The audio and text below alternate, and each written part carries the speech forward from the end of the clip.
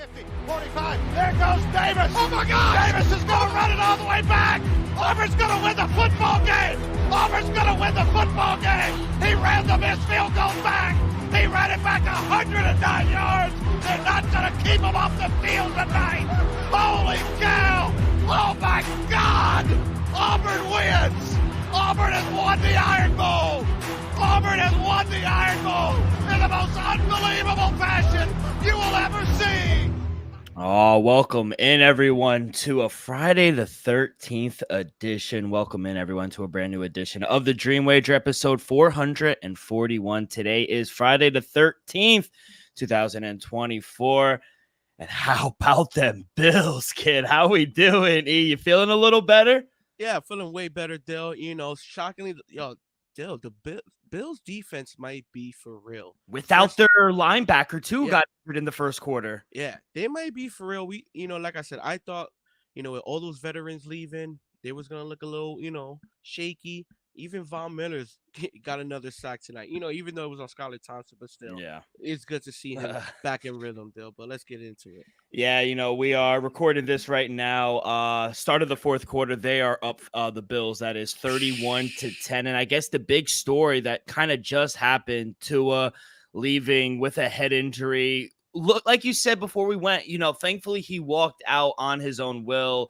Didn't look that bad. I mean, to be honest, I thought he got the better hit off of DeMar too. So it was weird how he fell, but yeah, hopefully we get good news on Tua real quick. Thoughts on the play real quick?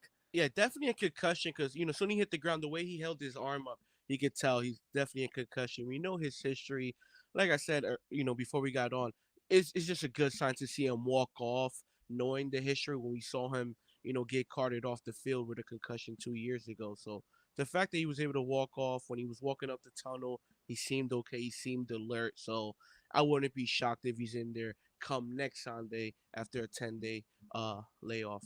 But I think you mentioned it. The story has to be how good this Bills defense is playing without their leading tackler, the middle linebacker who goes down with a pec injury in the first quarter.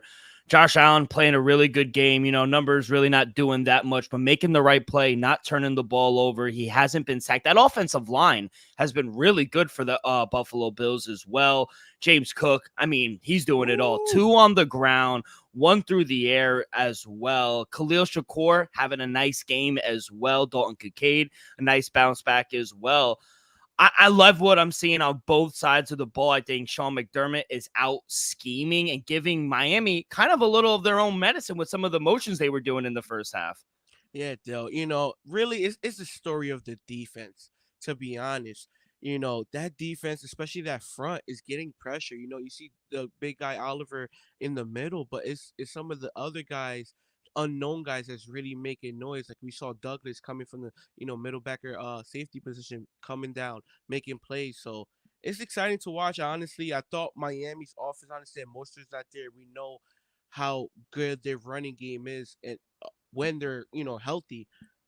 I know they was gonna go out there and throw the ball, but the fact that Tua was able to turn the ball over as much as he did. The first interception. The first one wasn't on him, though. First one, the wide receiver just wasn't on the correct timing, let's just say. Second one was a bad one. And the third one, he was trying to throw it out of bounds. He just didn't have enough lift on it. And then the fourth one is the fourth down turnover. I'm going to blame a little bit on Mike Daniels and a little bit on the field because his number one option, Waddle, he did slip on the field, so that's what really caused the sack, Dale. So bad conditions, right? The field, it looked like a lot of the people were slipping. I don't know if it rained prior. I'm pretty sure it did because it's Florida, always rains, but it's very, very humid.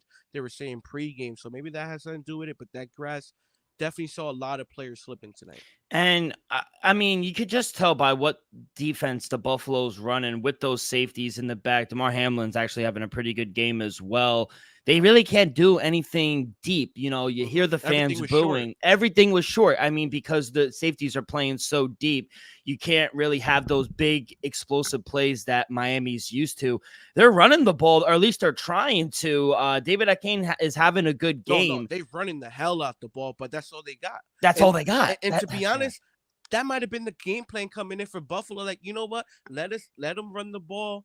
They don't have the two-headed monster. One of their legs is gonna get tired, which is at Kane. Let's see if they can beat us deep. We're gonna double team Tyreek. Look at Tyreek Hill right now. They'll three receptions, 24 yards. He To was me, frustrated too coming off the field as well after that pick. yeah. Jaden Waddle, 4 receptions, which he's having a pretty good night, 41 yards. Jonnu Smith, but I think the main objective was silent Tyreek Hill, and let's see if the running game can beat us because we know what we have in our side, and that's possibly an MVP player, Josh Allen.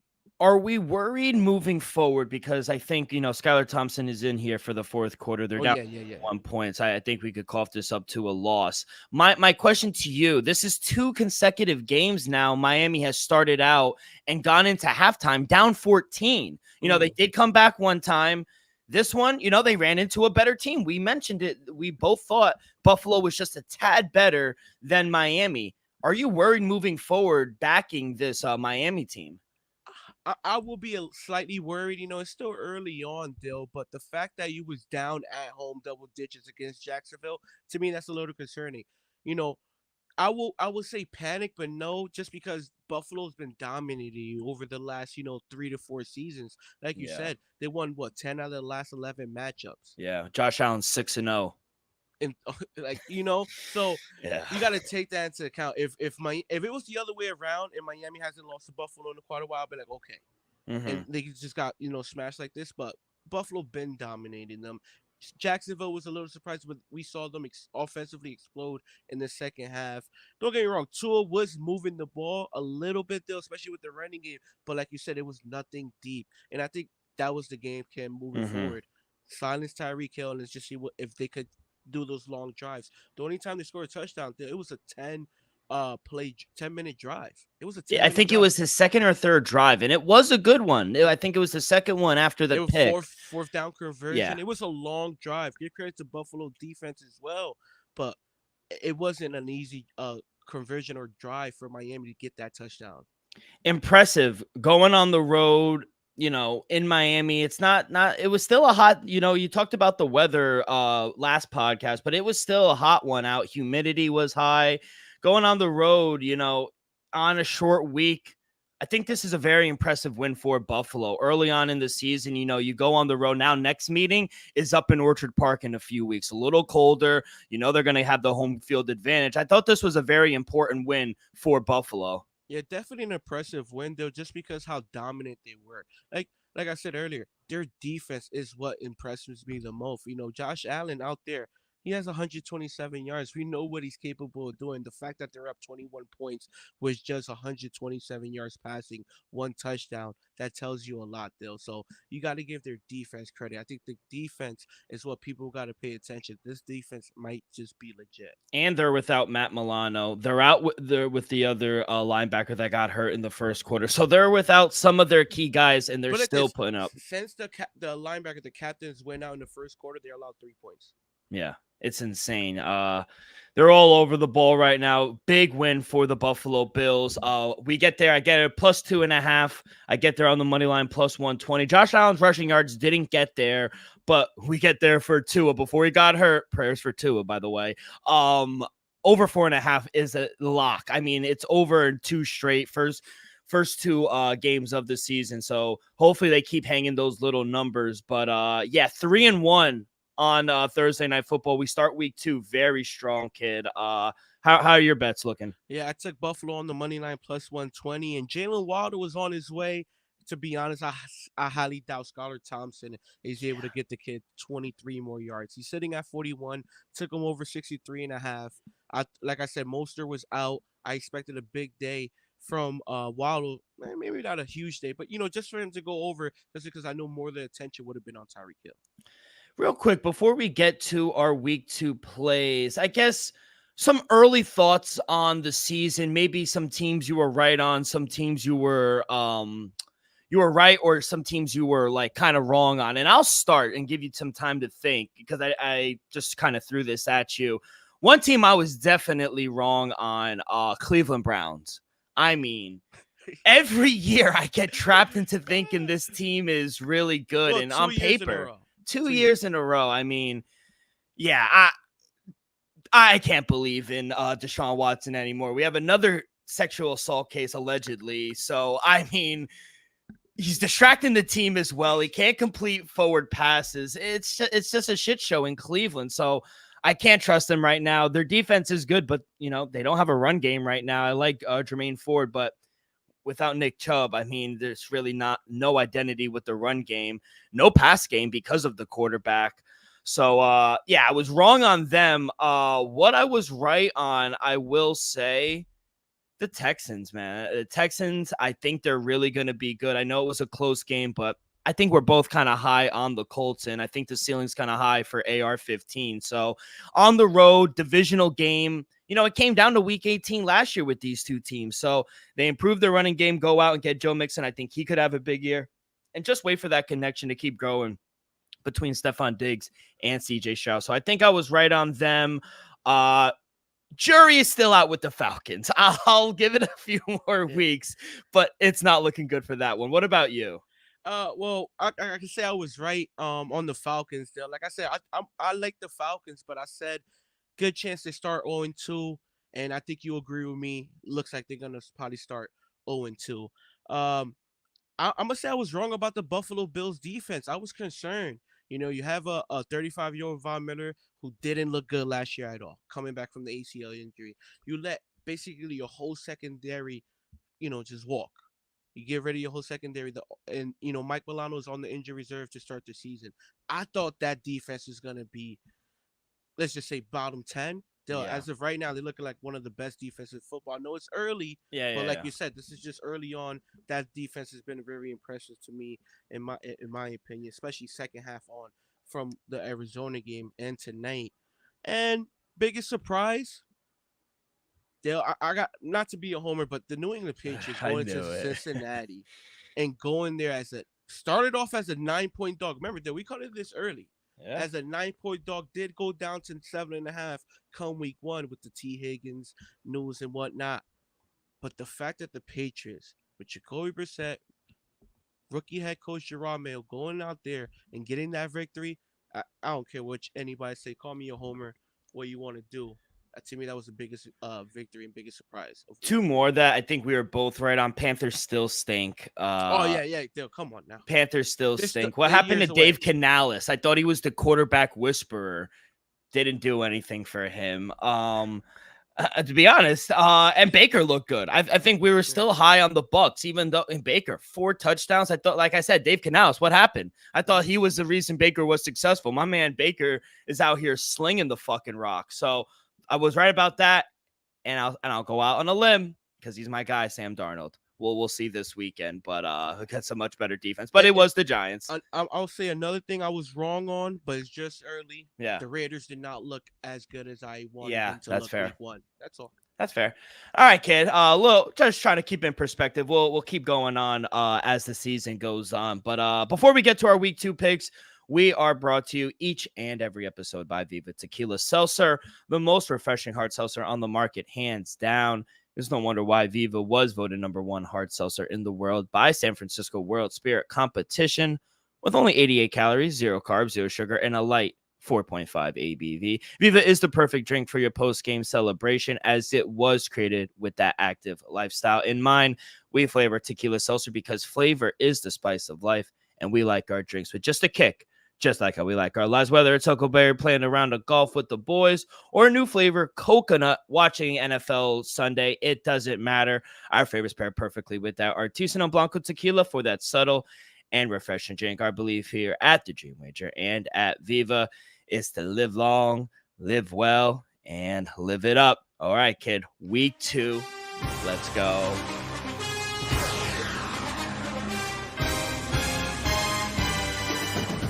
Of the year Sunday, we are locked and loaded. Got some good games, kid. I really like this schedule. I was talking to you earlier in the week, and I was just saying, there's a lot of games I really have a strong opinion on. I think I'm seeing the board pretty well. It's only small sample size, but I think I'm seeing the board pretty well. Let's start with the 1:00 games. We will start down in Jerry World. Dallas Cowboys laying 6.5 at home, -280. Plus 230 for Derek Carr, and the New Orleans Saints over-under is at 46.5.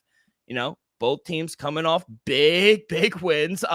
Still don't believe in Dennis Allen. He has to prove it to me. I mean, come on, it's two first names, kid. What are we doing here? Do we think they could backdoor cover? Or do you believe in this Cowboy team?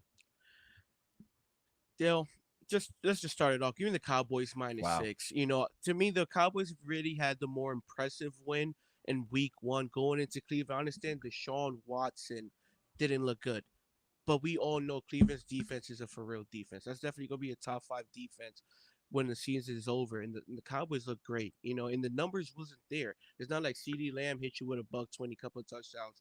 You know, nobody really killed you. My boy Zeke even got a tutty, Dill. Yeah. This Cowboys team, I have a feeling they're gonna probably even play a little better at home come week 2. The Saints, they played the Panthers still. We just discussed how we feel about the Panthers. I didn't even want to talk about it. Derek Carr, he did look good. I'm not gonna front, but overall, give me the Cowboys -6. Yeah, I think this is a great teaser spot at home. I don't think it's a letdown spot. If anything, I think it's a letdown spot for New Orleans. You know, big win. Obviously, it's Carolina, but now you go in versus a top 5 team. And in my opinion, I think the Cowboys, and I think their defense, you know, talk about something I was wrong for. I was on limb saying and on record saying, you know, I think they're going to take a step back. I mean, week 1, they did not look like they took a step back. I mean, yes, it's Jameis Winston. It's not Jameis Winston. It's Deshaun Watson. They should actually put Jameis in. If I'm being honest, he will have more success, but it's for a different pod. But I think this is a great teaser spot. I would still lay the 6. I think CD could have a big game as well. His receiving yards is at 84.5. I think he could go over that as well. I don't think there's a backdoor cover in this situation. Chris Olave kind of went MIA. I know they didn't really need him, but just 2 receptions, I think 14 yards week 1. That's they can't have him have a similar game in a game where I think they're going to need points to at least keep up or stay relevant in this game. So yeah, I think this is a great teaser spot. I still would lay the 6, but get him down to a pick 'em. I think the Cowboys are the right side. Let's go to the next. And then real quick though, just one prop I really like though. I think come goal line, yeah, I expect this Cowboys to be able to move the ball. I think at -102, anytime touchdown, Ezekiel Elliott, I think he punches it in once again at the goal line. So love it. You know what? Give me that. Give me Zeke anytime touchdown -102. Let's go. Just let it rip, kid. I love it. Let's go to Detroit. Another rematch from a playoff game last season. Detroit Lions at home hosting the Tampa Bay Buccaneers and Baker Mayfield. Both teams coming off big wins again in this spot. -7.5 for the Lions at home. Plus 265 on the money line for the Buccaneers. Over-unders at 51.5. How are you playing this one, kid? Personally, Dale, this one I'm going to just sit back and watch as a fan. You know, sometimes when you have action on the game, you don't get to enjoy it from a fan perspective. So this one, I think is one of the marquee 1 o'clock matchups, and I'm definitely going to be tuning in. But for an opinion for the game, I definitely think the Bucs are live at +7.5. You know, we saw the Rams go in there last week and played them tough, especially in the second half. I know Detroit, I expect them to be able to run the ball. And I expect Amon St. Brown to also have a more impactful game than week 1. So I do lean the Bucs +7.5, and then I do like David Montgomery over 55 rushing yards. He had most of the attempts last week. I understand it did go into overtime, but at the end of the day, I think we seen from last year in week 1, he's still the number 1 option at running back. You know, you mentioned about the running back room in Miami and saying you think it's one of the best. I think Detroit has the best running back room. It might be. Yeah, in my opinion. I think that 1-2 punch, what they're able to do, I think it's hard to stop. Real quick, for what Mason did in week 1, and we know what CMC represents, San Francisco might have something to say. Fair. Yeah. I want to see it a little more, and it was against the Jets defense, not a top 5 defense. My words, not yours. I agree though. I think if you're gonna take a side, it has to be the Bucs or tease them up. I like Detroit. You tease them up, yes. Yeah, I like the Detroit, but I think Tampa is going to be able to pass on this secondary. I mentioned Terrion Arnold, and I thought he had a good first game of the season. But even without Puka Nacua, Matthew Stafford was lacing this secondary up. So Jameson Williamson, I think they could have big games. I love his over 3.5 receptions is at +116. He had 9 targets and 5 catches last game. And, obviously he is a deeper threat with his speed, but I think they're going to get a lot more completions and targets. 4 of his targets were within 10 yards. So a lot of quick passes. They're getting the ball out quick. Over 3.5 catches for Jamison Williamson. I think that's at plus money as well. I love that play. So that's my play. I lean under. I think it's actually going to be a lower scoring game. I think 52. I see 51.5, 52s around. So shop around. But yeah, I think the side, you got to lean with the side. But I agree. I think this is one of the better 1 o'clock games. So that's how I'm going to play Jamison Williamson over 3.5 receptions. Let's go down to Duval County. The Jacksonville Jaguars are hosting the Cleveland Browns. Oh my God. I don't understand this game. -3 for Jacksonville, -164 on the money line, plus 138 for the Brownies. Over unders at 41.5. 2 quick questions. 1, who do you know that's betting on the Browns? That's 1. 2, I didn't think Jacksonville played all that bad. Confusing that they're kind of split in time with Tank Bigsby and Travis Etienne, maybe because of that fumble. But I don't know. I think besides that fumble at the goal line, I didn't really think Jacksonville played all that bad, considering everything. So I think this is a smash spot, kid. I really think Jacksonville's going to beat these guys by double digits. Deshaun Watson can't score the football. It just comes down to that. I do not trust Deshaun Watson anymore. He's fooled me and lost me so much money. I just can't back him anymore. I think this is a smash spot. Give me Jacksonville -3. They'll you're not gonna like what I'm about to say, but this is a stay away game for me. This is a stay away game for me, Dill. But on paper, the Browns are the better team, Dill. Can Deshaun Watson outplay Trevor Lawrence? No. That's the question. No, that's the question. Can he? I give him a shot, but I doubt it. Just off the week 1 performance, Jacksonville at least looked good for a half. The Browns never look good offensively. That's my main concern, Dill. So I'm going to just stay away. I do, if anything, I'll take Jacksonville first half. I like the way they came out first half last week. They're at home. I expect a little bit of the same, maybe less turnovers as well. So if anything, I'll do -1.5 first half. That'll be my opinion on the game, but I don't trust either teams right now to put my hard-earned money on it. Yeah, I don't know. I just don't know what Cleveland has done offensively. And granted, I know small sample size, only 1 game. But damn, that game was fucking bad. I understand, though. but on paper, are Cleveland the better team? But we don't play the games on paper. Paper. That's why I'm not betting it. Yeah, no, that's I feel why I'm you. staying away. Yeah, I know. I have more confidence in Jacksonville. If this is last year, I'm taking the +3. Just off week 1, I'm staying away. That's fair. I'm gonna Joe Flacco was there. I'm taking a 3 right now. If Joe Flacco was there, I'm taking a 3. Joe Flacco's in Indiana right now, backing up AR-15. My thing is, where's Ryan Tannehill? You're telling me he's coming off the bench healthy right now, off the couch. He could come in and start for a few teams. He's better than Daniel Jones. Let's be honest. Let's call it what it is. He's better than him. All I'm gonna say is, that's true. It's week 1. All I'm gonna say is, I do believe Ryan Tannehill could definitely start over some of the. He's better than Deshaun Watson in week 1. He's definitely could have played better than some of the quarterbacks we've seen in week 1. That's what I'm saying. Let's go to a quarterback that he's not playing better than, and that is Sam Darnold and the Minnesota Vikings at home, coming off a huge win week 1 over the G-Men. Vikings catching 5.5 at home against the 49ers. Short week, going on the road now to Minnesota. -225 on the money line for the 49ers. +188 for the Vikings. Over under is at 46.5. Now, Elvis, Sam Darnold looked really good. I think we talk about pairs, and we were talking about running backs. I think a really good combo coach and D coach is Kevin O'Connell and Brian Flores. That DC, he takes care of the defense. Kevin O'Connell takes care of the offense. And I think the plays he designed, granted, I know it was not a really good defense in the Giants, but all the plays were designed very quick. Get the ball out, easy to read. It made Sam Darnold's life extremely easy. And with the amount of talent he has around him, I think they have a good offensive line. I think there's a world where they could backdoor cover at home. I liked it earlier in the week when it was around 6.5. It's coming down. Money is coming in on them for I guess hopefully the reasons I just came out with, but it's moving in Minnesota's favor. It's down to -5.5. One, do you agree with the line movement? And two, how are you playing this game?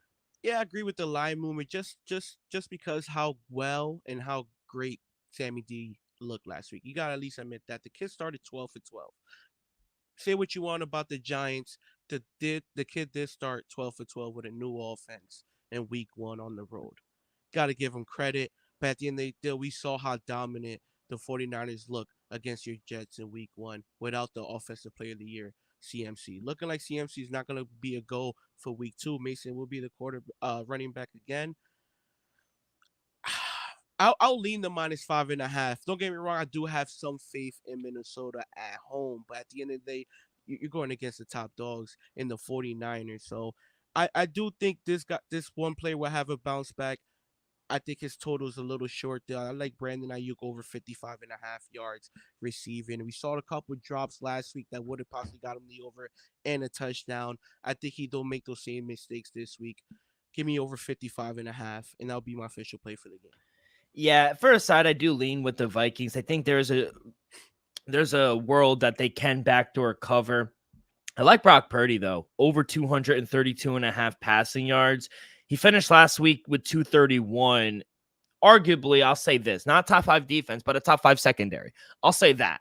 And you mentioned Debo and Brandon Ayuk were guarded by Sauce Gardner and DJ Reed, and they were able to just pound the rock with Jordan Mason. So full week of preparation, I think. And Brian Flores' defense, they blitz extremely heavy as well. So there's going to be opportunities where, I expect him to shine, get quick yards, get the ball out quick to his receivers. 231. He's gone over this in 15 of the 19 games last season. So low total. I think he could go over this in a very pass heavy. Daniel Jones almost went over this number, and look how bad he played. So Brock Purdy, top 10 quarterback in the league. I think he could be able to go over this number 232.5. I like that. And like I said, for the side, I do lean with Minnesota.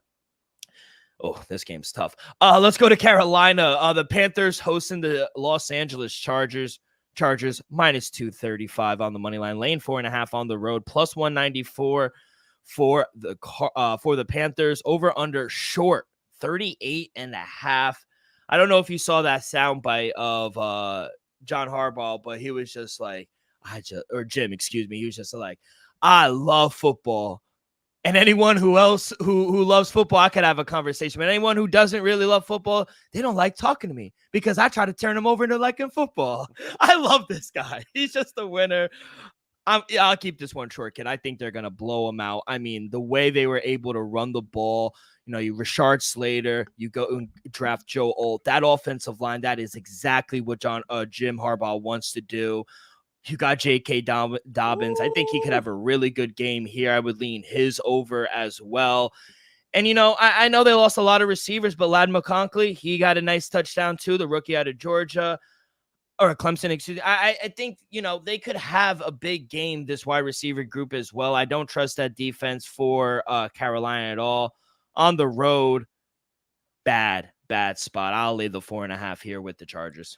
Yeah, though, just to make it quick and simple, we saw how Derek Carr did this defense last week. Alvin Kamara as well. I'll lean with you, though. I think the right way to lean is the Chargers -5. I'm not gonna do it, but I do lean that way. I'm gonna take a shot, people, and I'm gonna be honest with you. This is my least confident play, but sometimes you gotta do what you gotta do.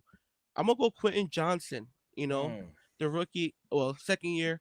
I think he has a pretty good game today. This Sunday. Over 32.5 yards. I think that number's a little short. He went over this mark week one.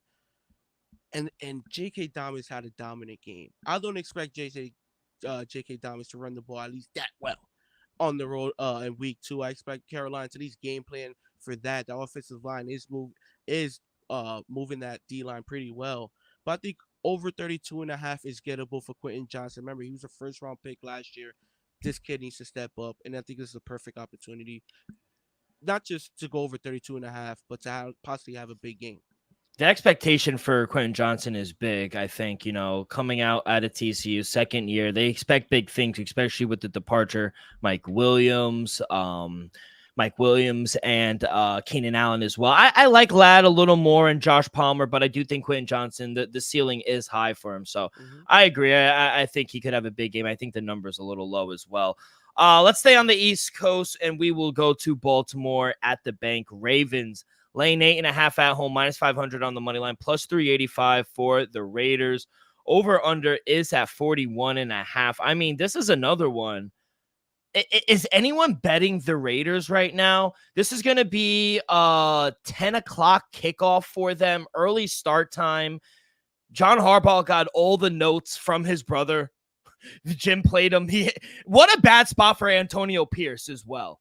I mean, going back-to-back Harbaugh brothers, I mean, that's rough. They don't lose. John Harbaugh doesn't lose back-to-back games coming off that tough loss. They have the extra week. I think we're going to see vintage Baltimore Ravens. I think they're going to run the hell out of Derrick Henry. I love his over rush attempts, 14.5. They made a mistake last week not being able to run Derrick Henry. I think against this team, we saw what J.K. Dobbins was able to do. They're going to run it right down their throat. I'll lay it. I think it's a good teaser spot as well. Get them down to under a field goal. But yeah, start time. I think this is a bad shot. And honestly, I know we picked it and we hit our future, but I'm not a really big believer in Gardner Minshew, in my opinion. So I'm going to lay it. I think they roll here, Ravens. Yeah, though. I'm gonna lean the minus 8.5. I didn't take it officially yet. Maybe come Sunday I will. But just from last season, we've seen the Ravens dominate all these mediocre teams last year. 20, 15, 30-point wins at home. And I think we get a good chance of that. I wouldn't be shocked if it's a double-digit win once again for the Baltimore Ravens. So I'm gonna definitely lean the minus 8.5 just to make it short and sweet. Yeah, and Ravens are very good at covering double digits, like you mentioned last year, what they were able to do. So, yeah, love this spot. Like I said, I am also taking Derrick Henry over 14.5 rush attempts as well. Let's go up to New England. 1-0 Patriots going up against the 1-0 Seattle Seahawks. If I'm being honest, I don't think I was going to be able to say that come week 2, but here we are. Right now, Seattle laying 3.5 on the road. Minus 178 on the money line, plus 150 for the Patriots. Over under is at 38.5. You did it week 1, kid. Can we do it 2 weeks in a row? Dude, I think so. Give me the New England Patriots plus 3.5. Bo Nix look okay, look pretty good as a rookie playing at the 12th man. I take my chances with Jacoby Brissett at home. I think he can at least play a little better than Bo Nix did up in Seattle last week, Dale. So I'll give them a shot at plus 3.5. I think they're live, not just to cover, but for the win. I like Seattle, don't get me wrong, but New England is a tough place to play. We've seen our defense able to hold one of the best wide receivers on the football, Jamar Chase, into let's just say a bad game. Shout out Christian Gonzalez, might be one of the best corners on the football, and then hold at MVP caliber Joe Burrow. Joe Burrow, just a bad game. I think he only had 150 passing yards still. I think we could possibly do the same to the Seattle defense. Give me the plus 3.5 with the Patriots. Yeah, I think this is a classic letdown spot here now for the Patriots. This is perfect. I really want to fade them. I'll lay the 3.5, whatever you're able to get. Line is moving. I just think I like what they have to make this game ugly, and I don't think they're going to be able to do that with the amount of offense that they have. Kenneth Walker was a beast last week. I don't know if they're going to be able to stop Kenneth Walker the way they were able to stop Cincinnati's run game. Yeah, they shut down Jamar Chase. You could shut down DK, but they still got Jackson Smith and Jigba. They still got Tyler Lockett, who actually played the best out of all 3 of them last week as well. So I don't know. I just think there's too many options, too many weapons for Seattle in that offense. I don't think their defense played great, but I think they have enough to stop not the best offense in New England. So I'm going to lay it. We'll be opposite sides that one, but let's go to the next game. Got a few more here in the 1 o'clock window. Let's go up to Green Bay. Packers home underdogs, plus 130, plus 3 on the spread, minus 154 for the Colts. Laying 3 on the road. Over under is at 40.5. Now, they didn't put Jordan Love on the injured reserve. Malik Willis will get the start. Is very concerning, and I guess it's interesting just because, Sean Clifford, the kid out of Penn State, he's been with the program for months now. He knows the playbook. Is it weird that they're starting Malik Willis, or does that just tell you what they think of Sean Clifford? I do think it's a little odd that they go on Willis right away. I think Clifford knows the system more, but hey, maybe Willis picked up the system quick. Maybe he's been studying his butt off since he walked into the building. Though maybe we got to give him that benefit of the doubt, and that's why he was confident in Matt LaFleur making that switch straight to him instead of Clifford. So I'm gonna give Willis the benefit of the doubt and say he's ready to go this Sunday. For the game, I don't know why I'm hesitant, but I'm gonna go with the -3 with the Colts. Do feel like it's a track game. Yeah.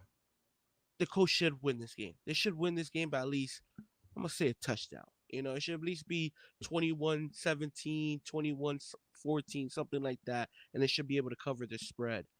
But it wouldn't shock me if somehow, some way, Josh Jacobs have himself a game. That defense, was able to turn, a young quarterback over. I wouldn't be surprised by that deal. So I'm a little hesitant to lay the 3, but I'm definitely leaning that way. Yeah, I mean, I would lean Indianapolis full-heartedly if I'm being honest. I've seen Malik Willis play. He's not good at football. I mean, his passing yards is at 177.5. I think that is a total smash under. I mean, he can't throw the pass forward. He literally can't. He has Matt LaFleur on his side, though. That's all I'm gonna say. God, this is another one where I don't understand. Do you know anyone backing Malik Willis and the Packers? I understand they're at home, but I mean, we saw glimpses of AR and what that offense could do. I don't know. I think this is another smash spot for the Colts. This is another one where I agree. I think it's a trap, which is why I'm staying away, but Colts should win. Colts should win this game. Lose right? this game, that's concerning. It's yeah, concerning. 100%. All right, let's go to the next game. We'll go to Tennessee. The Titans are hosting the New York Jets. Jets road favorites. Wow, laying 3.5 on the road, -196 on the money line, plus 3.5 for the Titans. Plus 164 on the money line. Over under is at 41. Now I'm interested to see where you're going, kid, because I think I got a different take than most Jet fans, but how you feeling with this game? Give me the Jets -3.5, -4, Dill. I'm going to tell you why. We could agree Chicago's defense is solid, right? We could agree the Jets defense is pretty good. It's up for debate. I'll say that. Still, don't overreact. The Jets defense is pretty damn good. They just got steamrolled by arguably the best team in football. The Jets defense is pretty good. We saw Will Levis melt down in the second half in Chicago. I understand they're at home. I understand they played a very well first half. But I think Aaron Rodgers in that offense is going to be a little more settled in, a little more dialed in as well. Honestly, from what I saw from Will Levis in the second half, I'm worried he's going to be deer in headlights against that Jets defense if the Jets defense is able to get pressure on them. They wasn't able to get pressure last week on Brock Purdy. I think y'all be able to get pressure against Will Levis this week. Give me the Jets -3.5, -4. Another guy I think I was kind of right on. We'll see, but another guy where I think, it's still going to take a while, which is Will Levis. Make some boneheaded plays, and I think they lost that game last week. The Bears. Real quick, the coach came out in the press game and said, if we would have just punted the ball the entire second half, we walk out with a victory. Yeah. That says a lot. I think the Tennessee Titans offensively can pose some problems for this Jets defense. They're going to run the shit out of the ball. Can the Jets stop it?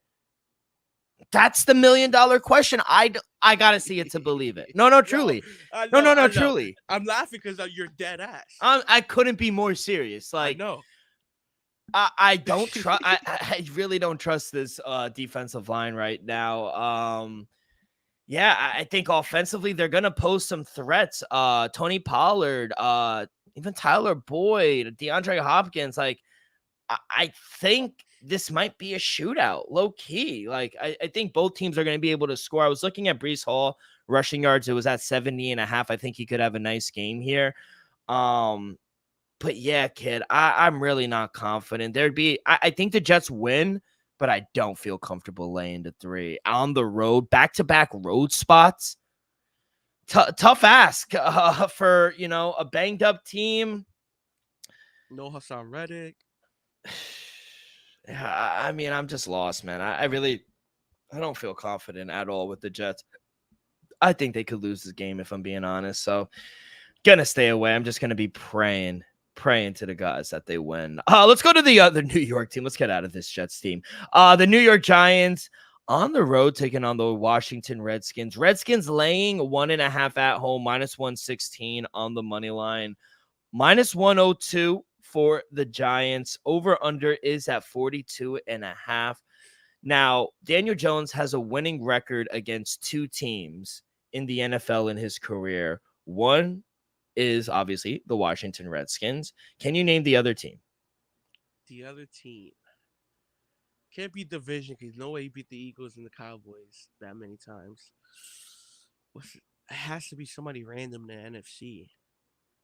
The Vikings. No, he lost week 1 because he beat him in the playoffs. I No. would have thought that. Nah, you're not gonna get me. Carolina Panthers. Shocking. Shocking. Yeah, so but my thing is I can't bet the Redskins just because the Giants own them, just like how the Bills own the Bills own the Dolphins. So I can't take them right now. I don't trust Daniel Jones, but a guy I can rely on, Jaden Daniels. Give me over 9.5 rush attempts. We've seen this guy. He carried the ball over double-digit times in his first start. And then over 17.5 pass completions. That is extremely low against a Giant secondary that got torched up in the first quarter, let alone the whole game. So Sam Darnold had 12 completions in the first quarter. Over 17.5 for a rookie. I think that's extremely low. I expect Scary Terry to get more involved in the offense as well. And this is the game, kid. If Daniel Jones goes out there and stinks again and they wind up losing, it's over. There's just no coming back anymore. Like, and I'm trying to be as serious as I can. He's just done. His confidence is gone. Because I do think he has some athletic ability. You don't get to the NFL if you don't. But his confidence is done. Playing in the New York market, they're booing him literally in the week 1. You're at a certain point, you gotta send a message to the locker room and other players in your fan base. We're gonna move on. We fucked up. Give me Drew Lock or honestly Danny DeVito with the American Italian population over here in the Northeast. I think he's a success. You can play the soprano music, take the gun, get rid of Daniel Jones, and close the curtains, kind of like what the Sopranos do. Elvis, you and I watch the Sopranos. We know what they do. You got to get rid of Daniel Jones if this is a loss for them. I don't know if they'll lose. I'm going to stay away, but I'm going to target Janie Daniels. I think he could have a really big game rushing and throwing the ball. Yeah, Dale, don't call me crazy. I think the Giants are live. I think this is the trap game where like, oh yeah, he stunk last week. He's trash. They need Drew Lock. This is a game where he's just gonna go out there, go like 18 for 26.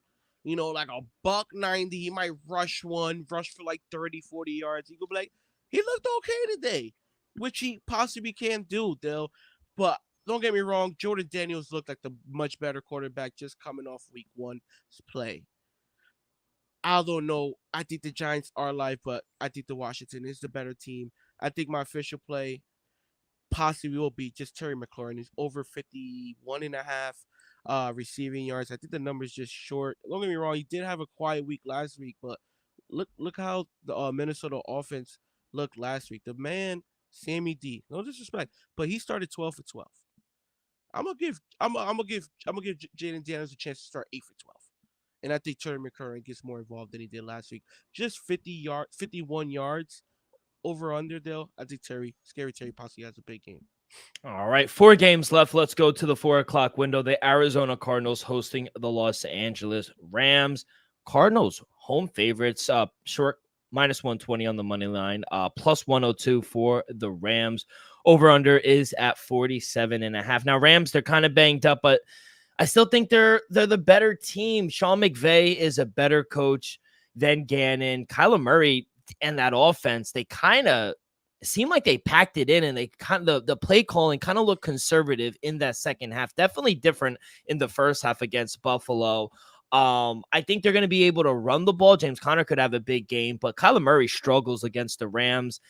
Sean McVay owns the Cardinals as well. And this is a kind of a look ahead, which is why I kind of understand why some people are on Arizona, because the Rams wind up playing Kyle Shanahan and the 49ers, but Shanahan is his daddy in that series. But I love the Rams here. I think they're the better team. They still were able to take a very good Detroit line to overtime, and they had opportunities to win the game as well.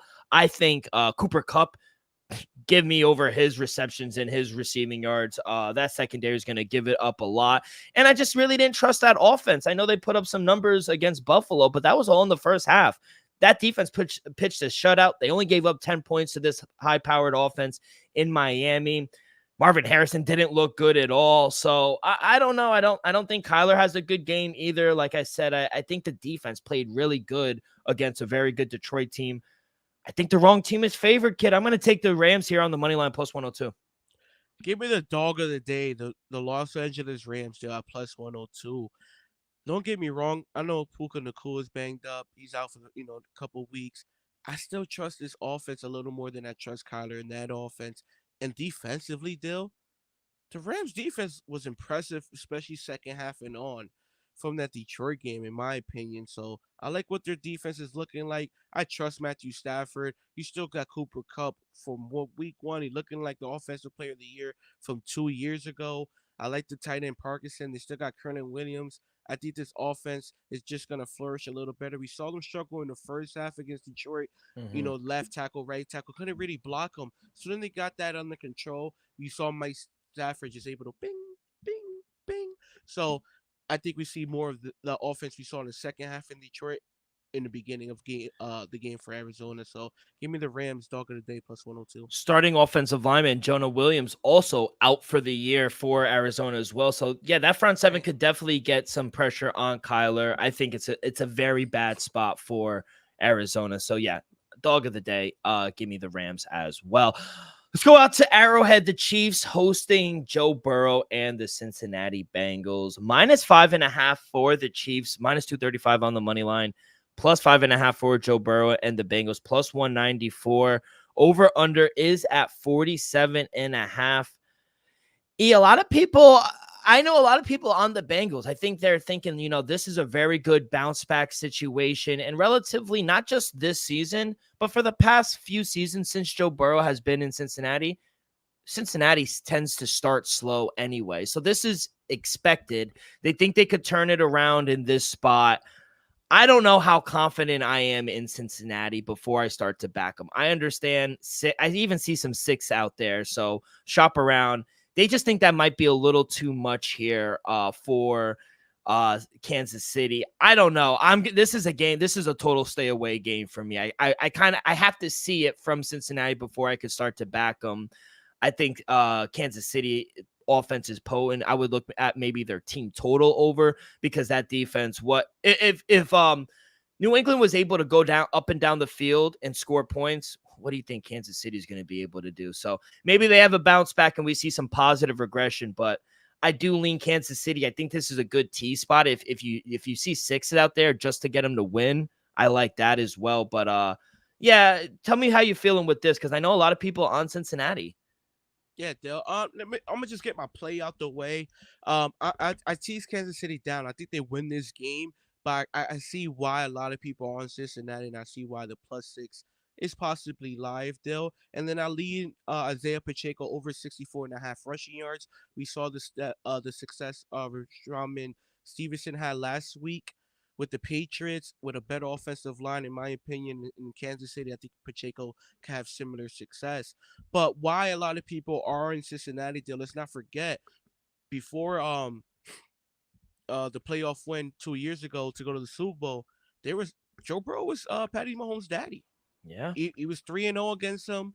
And I think that's why I think that's why he's live, and I think that's why a lot of people are in Kansas City, just because he plays so well against this Kansas City team for some reason. So I wouldn't be shocked if he does backdoor cover, or even covers, or if he's even like a 27-24 game, just because I do expect the Bengals to bounce back. So I'm gonna be a little conservative, though.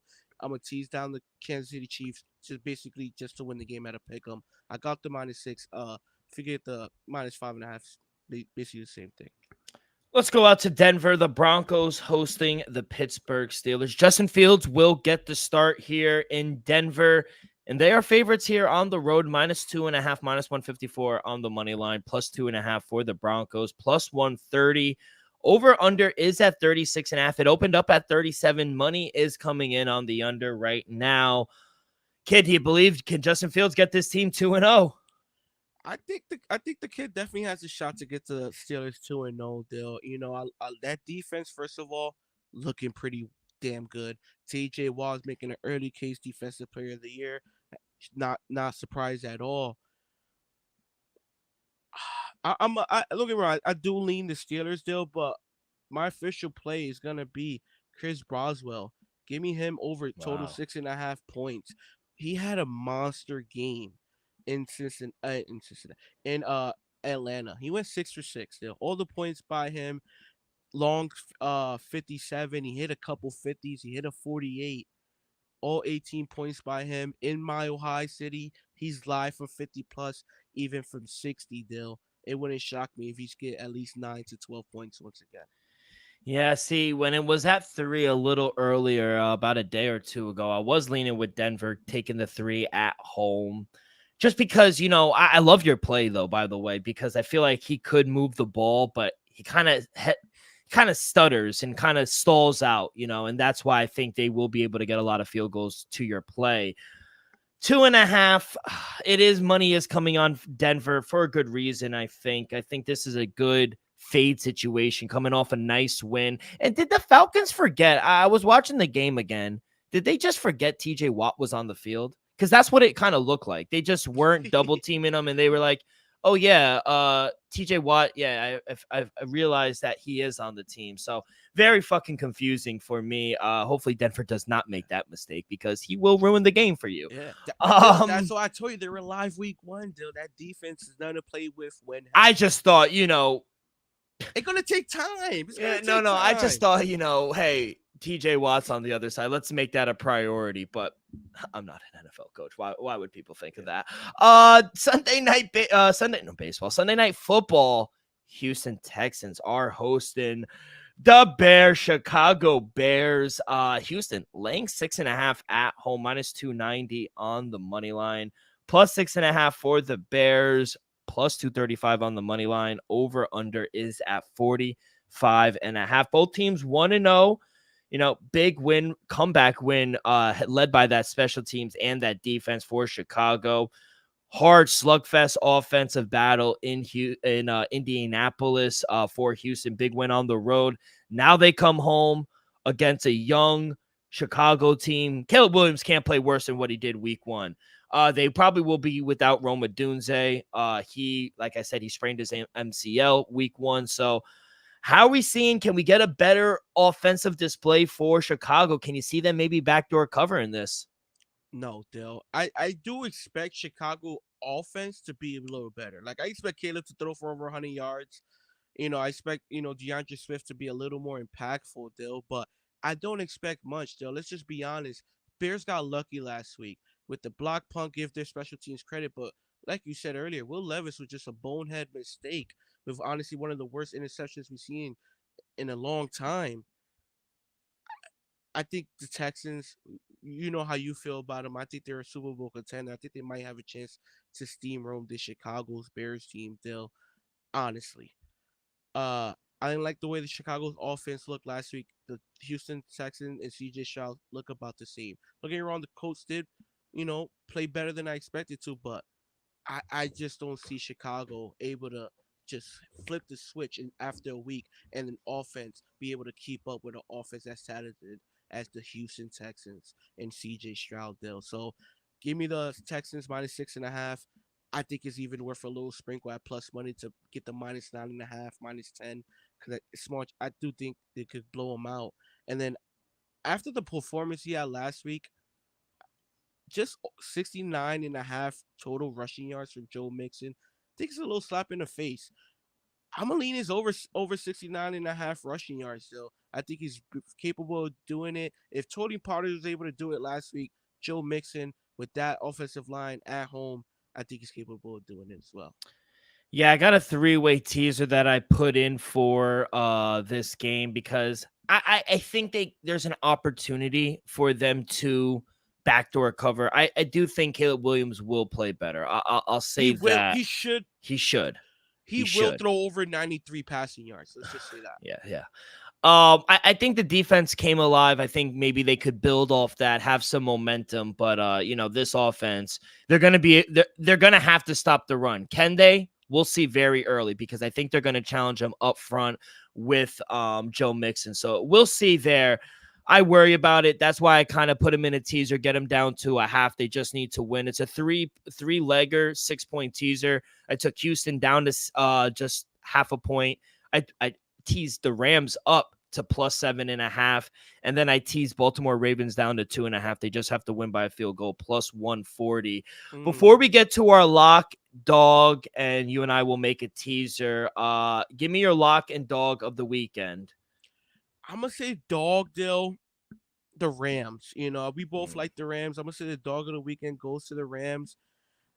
And not for none, I'm gonna give a shot to the Tampa Bay Buccaneers. They look very good last week. Gotta give them credit. So I'm gonna give a shot to the Bucks as well. But the Rams definitely dog of the week. Lock of the weekend, Dill. Realistically, I'm gonna go with Houston, Dill. Houston -6.5. I just don't see the Chicago Bears offense flipping this. I already know what CJ Stroud and that offense is gonna do. They're not gonna make the same mistakes the Titans made. We know that. That offense has a chance to explode, Dill. Nico, Stephon, Tank, Joe, my boy Dalton Schultz at the tight end, CJ Stroud, who honestly could be in the MVP conversation come season end, Dill. You know this. I understand you high on the Bears, but we can't deny that high-powered offense compared to the offense that we just saw week 1 against the Tennessee Titans. I love it. For my lock, I am going to take the Chargers -4.5 on the road. I am laying points on the road with Jim Harbaugh. He loves football. I love football. It sounds like he's talking to me when talking. Like, I think I would get along with Jim Harbaugh. We both love football. We both love talking about football. So I trust him. I think they're going to pound the rock and they're going to decimate the Carolina Panthers. I'll lay the 4.5. That is my lock. I actually like the Ravens as well, locking up 8.5 against the Raiders as well. For my dog, there was a few that I really wanted to take. I was thinking maybe the Bucks +265. I was trying to get cute, maybe Minnesota +188. But I'm going to go a little puppy. It's the one I was most confident in. I'm going to go with the Rams. I think the wrong team is favorite. They are the better team. Matthew Stafford, I think, is going to carve up that secondary. And I think that defensive line is going to get to Kyler Murray. So, yeah, I'm going to take the Rams as my dog. As a teaser for us, what is one game you love? You'll tease up, you'll tease down. Talk me through it. What do you like for your game? Tease down. I think Kansas City to basically a pick 'em or Houston. I said Which one?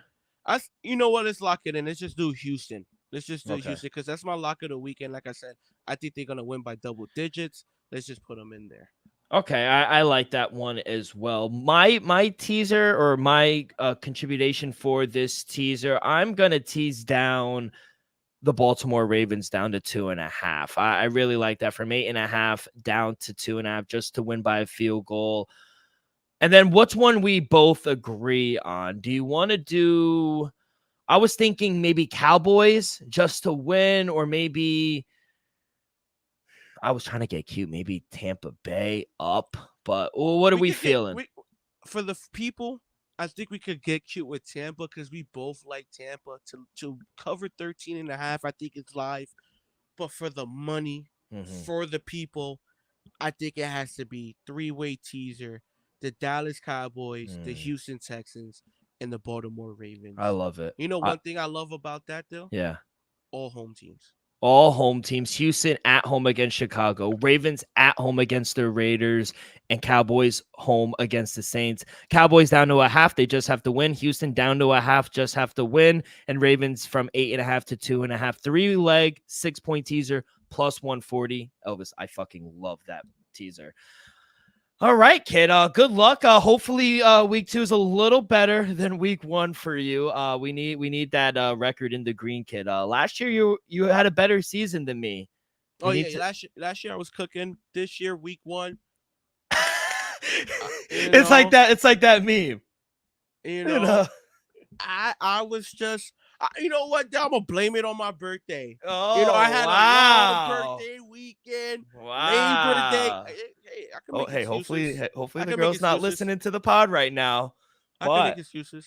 No excuses. We'll take it like on the chin, like a man. I love it. Bad week. Bad week. All right, let's have a good week 2. Let's go to week 3 in college football. I mean, there's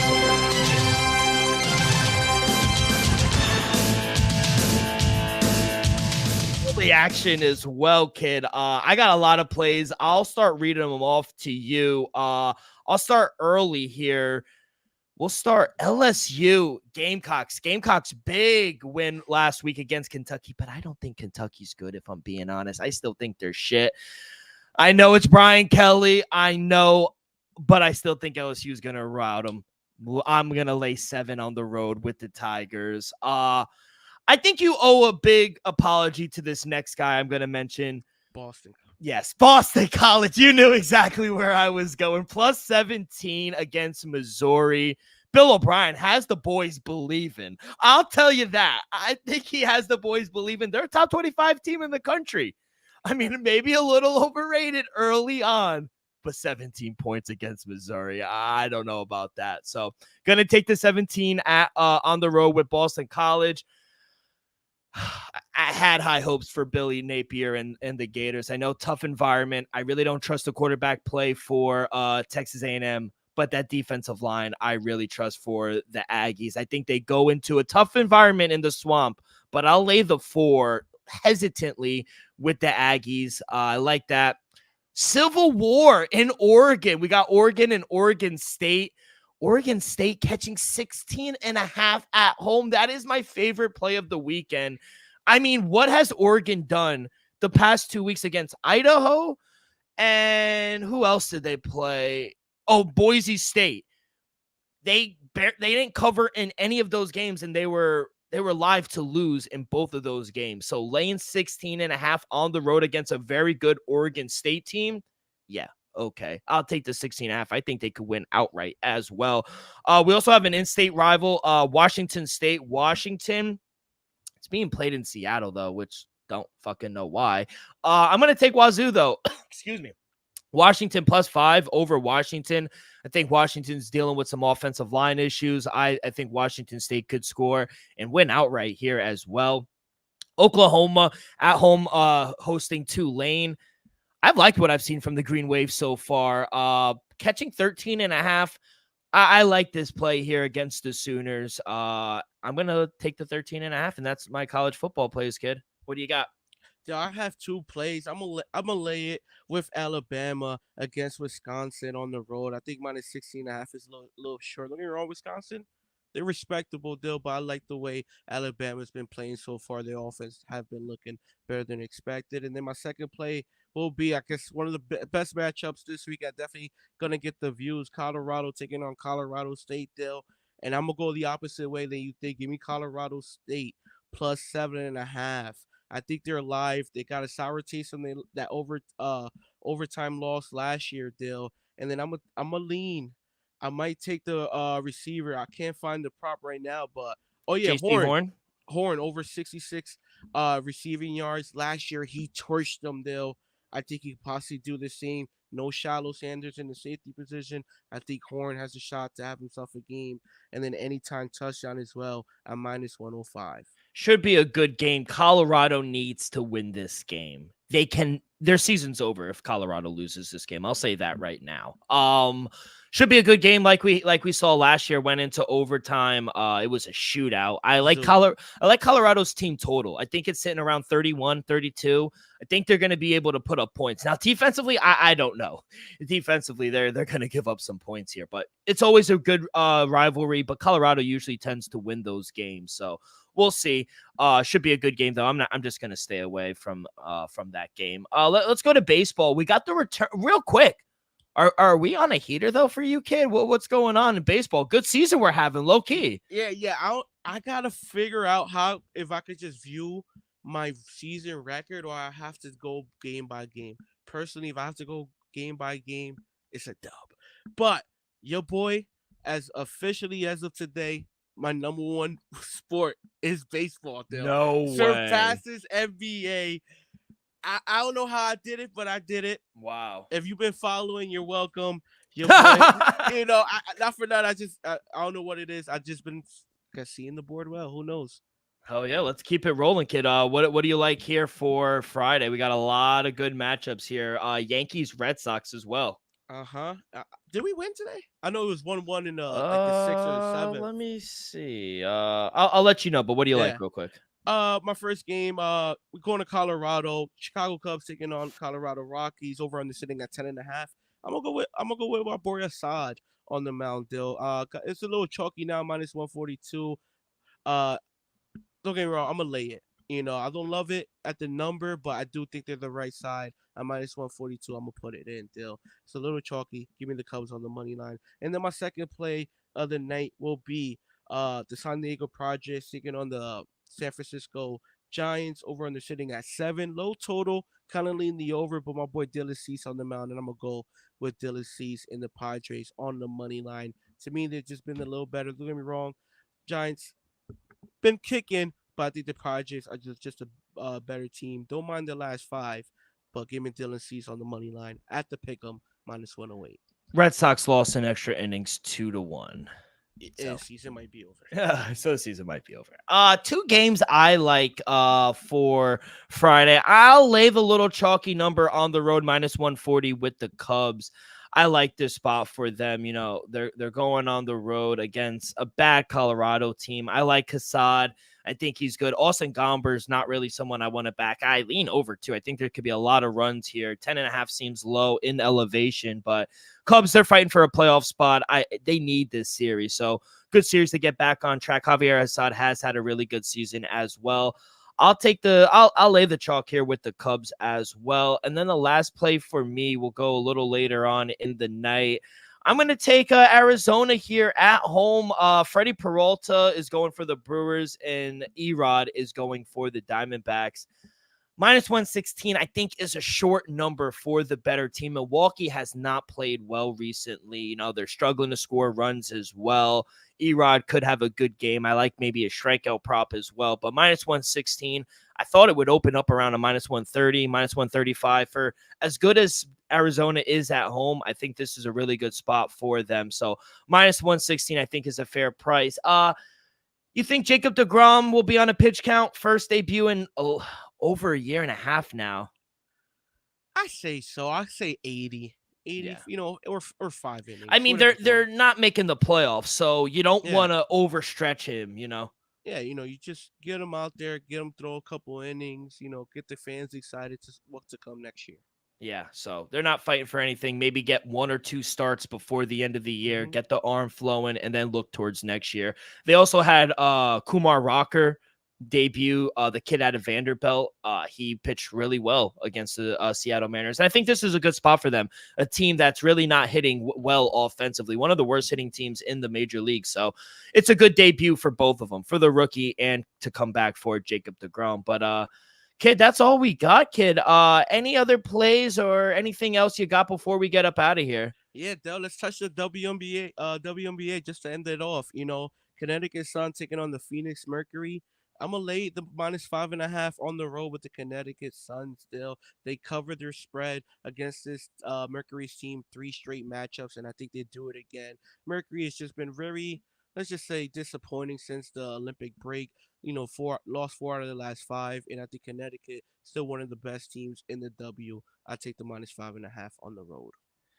Any thoughts here? Caitlin Clark, Asia Wilson, she broke the single season scoring record as well, and she missed some time as well. I mean, she's the best player in the world. She's no doubt the MVP of the league. She's gonna do a 3-peat. That's insane. I honestly think they did play a couple of days ago in the Las Vegas one by I think double digits. Mm-hmm. I think the Fever are alive in this matchup. I don't know if they walk out victorious, but I think +5.5 definitely lean that way. But like I said, my only official play is the Connecticut Suns -5.5. I love it, kid. Great show. Thank you so much. Any big plans this weekend? We go. Hey, I don't know if you went to Red Sox Yankees this year. Did you? No. Nah, right? I was gonna go this Sunday though, but my girl, she's in nursing school. She has clinical, so we won't be able to make it. School comes first. Thank God I didn't buy the tickets. Yeah, thank God. Because she just started last week and she didn't find out till a couple of days ago. Hey, if you would have bought it, I would have went. So it's all good. It's all good. Everyone. Honestly, what are you doing Sunday? Football for 12 hours. We will see you Sunday night. Good luck, everyone. God bless. We'll see you guys on Monday.